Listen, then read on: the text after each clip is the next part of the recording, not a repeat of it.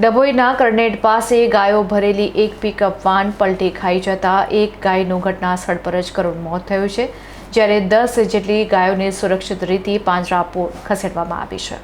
વહેલી સવારે આશરે 6 વાગ્યે પિકઅપ વાનના ચાલકે સ્ટીયરિંગ પરથી કાબુ ગુમાવતા વાહન એકાએક પલટી મારી ગયું હતું। આ અંગે કરનેટ ગામના જાગૃત સરપંચના પતિ અજયભાઈ ભાટિયાને જાણ થતાં જ તેઓ તેમની ટીમ સાથે તાત્કાલિક ઘટનાસ્થળે દોડી આવ્યા હતા। સ્થાનિકોની મદદથી પિકઅપ વાનમાં દબાઈ ગયેલી ગાયોને ભારે જહેમત બાદ બહાર કાઢવામાં આવી હતી। જોકે અકસ્માતને કારણે 11 ગાયોમાંથી એક ગાયનું મોત થયું હતું, જ્યારે અન્ય 10 ગાયોને મુક્ત કરી ખેતરમાં ચડતી કરવામાં આવી હતી। ઘટનાની જાણ થતાં જ ડભોઈ પોલીસનો કાફલો સ્થળ ઉપર પહોંચી ગયો હતો।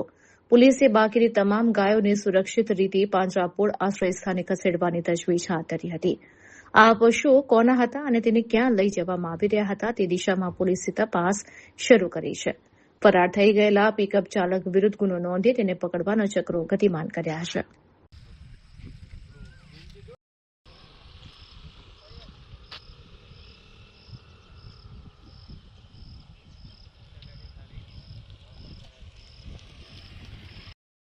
આખું કે પલટી ખાઈ ગયો એટલે વજન જ આવે ને 11 ગાયો એટલે કઈ જાય કેટલું વજન થાય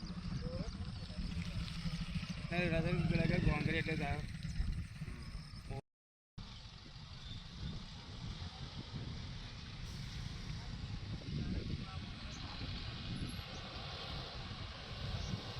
હું કરનેટ ઉપસરપંચ અજયભાઈ ભાટિયા આજે સવારે મળસ કે 4 વાગે મારા મિત્ર આગળ ઉભેલા ત્યારે ધવલ જયસ્વાલનો મને ફોન આવેલો કે આગળ ઝવેરપુરા કરનેટ ગામે અમારા કેનાલ પાસે પિકઅપ ગાડી પલટી ખાઈ ગયેલ છે કે અંદર ગાયો ભરેલી હતી।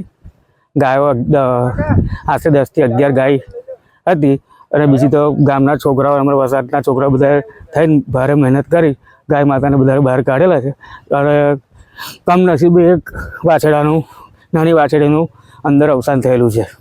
બાકી બીજી 10 થી જે છે એ સહી સલામત બચાવી લેવામાં આવી છે અને પોલીસને ત્યારબાદ જાણ કરતાં તરત જ પોલીસ પણ આવી ગયેલી અને ત્યારબાદ આગળ પાંજરાપોળ મોકલવાની વ્યવસ્થા કરેલી છે અને આગળની કાર્યવાહી પોલીસ તપાસ કરશે। આજે સવારે સંખેડા તરફથી મેં આવી રહ્યો હતો, ત્યાં કરનેટ પાસે પિકઅપ ગાડીની મેં સાઈડ કાપતા અંદર મૂંગા જાનવરોનો અવાજ આવતા મેં ગાડીવાળા ચાલકને હાથ કરેલો હતો। પિકઅપના ડ્રાઈવરે ગાડી ઊભી નહીં રાખેલ અને પૂર ઝડપે દોડાવીને આગળ જતાં એ ચાલુ ગાડીમાંથી ઉતરી પડેલ અને પિકઅપ ગાડી ખાડામાં જઈને પલટી મારી હતી।